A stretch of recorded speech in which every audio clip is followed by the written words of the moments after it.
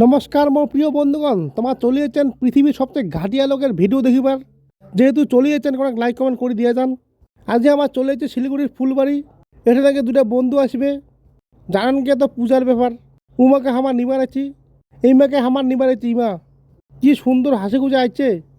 ইমা আছে দিনাজপুর থেকে। এই মাক মোক খুব ভালো লাগে। আমার বাড়ি থেকে এই ফুলবাড়ি প্রায় 40 কিলোমিটার। এতক্ষণ দূর যেহেতু চলে যাচ্ছি, বাদে মই এখান ভিডিও করে নিনু। তাছাড়া রাস্তাঘাটও খুব চকচক, একদম পরিষ্কার। আমার সদরলাগ নিয়ে বিড়ি পড়নি, আমার বাড়ির রাস্তা ধরি ফেলানি। এইটা হচ্ছে ক্যানেল, এটা গজলডুবা থেকে আসছে। অ্যাকচুয়ালি আমার আজকের যাত্রাটা হচ্ছে শিলিগুড়ি ফুলবাড়ি থেকে গজলডুবা। এই রাস্তাটা তোমার মধ্যে কায় কায় চিনেন, কায় কায় যাওয়া আসা করেন অবশ্যই করে কমেন্ট করেন। এই রাস্তার পাশতে দেখা যায় দিল্লি পাবলিক স্কুল। যদিও এইরকম স্কুলত পরিবার আমার সৌভাগ্য একদম হয় নাই। আমার হচ্ছে খিচুড়ি খাওয়া স্কুলের ছাত্র। খিচুড়ি খাওয়ার পর যদি মনে হয় অল্প অনেক পড়ে নিলি, নাহলে তো নাই। তো যাই হোক, মুই যেহেতু শিলিগুড়ি আসিনু, এত সুন্দর ঝকঝকা চকচকা পরিবেশ দেখিয়া মোর মনটা মোক ভিডিও বানবার কইল। বাদে কি আর ভিডিও খান বানিনু। তুই দেখো একদম দেখার মতন পরিবেশ। এটা সামনের দুটো মিল আছে। এই মিলগুলা তোমার কায় কায় চিনেন অবশ্য করে জানা দেন। এলে মিলের নাম হয়তো অমৃতভোগ লেখা আছে। এটা হচ্ছে চালের মিল। চাল তো তোমার সবাই খান, তো ওই চালটা এঠে থেকে যায়। ওই সামনের মিলটা হচ্ছে আটার মিল। তোমার যে আটালা খান এইলা এঠে থেকে যায়, নাম আছে অমৃতভোগ। যাই হোক, খুব সুন্দর একটা পরিবেশত দুইটা ফ্যাক্টরি বসাইছে। এইটা রাস্তার আশেপাশে তোমার যদি কারো বাড়ি হয়ে থাকে, ওটা অল্প করে অনেক জানে দেন। তোমার মধ্যে যদি কারো শিলিগুড়ি থেকে ক্রান্তি আসিবার চান্দান, তোমার কিন্তু এই রাস্তাটাই ধরিবে লাগবে।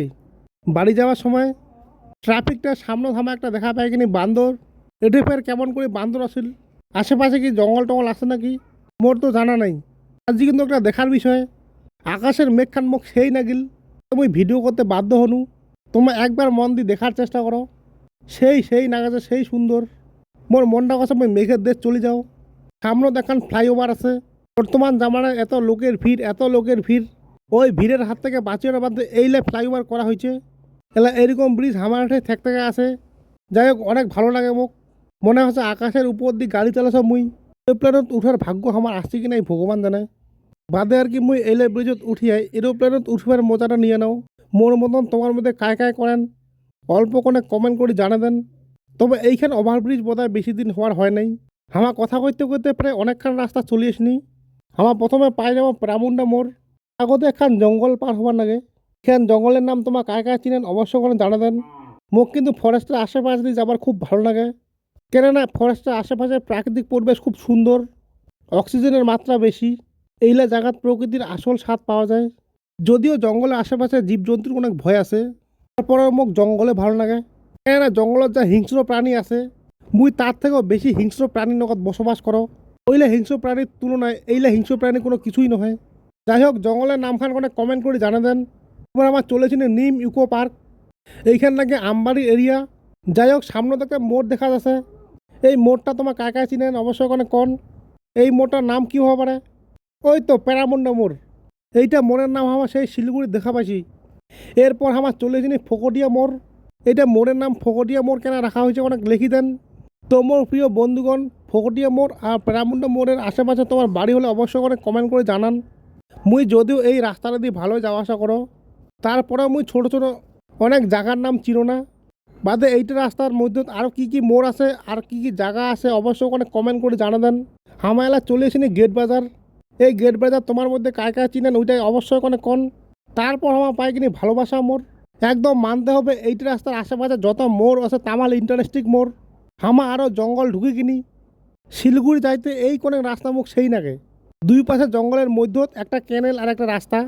প্রাকৃতিক দৃশ্য একদম ভরপুর, সবুজে ঘেরা, একদম মনোমুগ্ধকর পরিবেশ।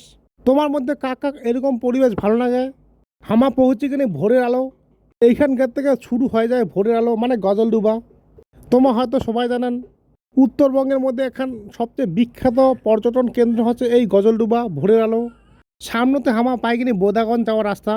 বোদাগঞ্জ মন্দির গেলে এই রাস্তা দিয়ে যাবার লাগে। মোর বোদাগঞ্জ মন্দির যাওয়ার খুব ইচ্ছা আছে, পরে যাম।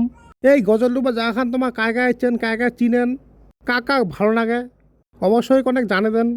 মোর তো এইখান জায়গা এখন ফেভারিট জায়গা। গজলডুবার এই ঝুলন্ত ব্রিজখান হওয়াতে আরও বেশি ভালো লাগেছে। মুই তো ভিডিও করতে করতে ভুলে গেছো আমার নগর সাগাই আছে। তো ওই সাগাইলে নাকি এই ঝুলন্ত ব্রিজখান চড়িবে। বাদে কোনো তোমাও চলো, তোমাও অনেক দেখি আইসো গজলডুবর এই ঝুলন্ত ব্রিজ খান। যদিও অনেকে এখানে ব্রিজ আসিয়া দেখিছে, তার মধ্যে এলা অনেক লোক বাকি আছে এখানে আসে নাই। তো তোমার তানা অনেক ভিডিও দিয়ে দিন কোনো দেখি নেন।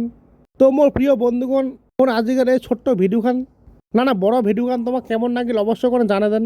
আজকের মানে টাটা বাই বাই।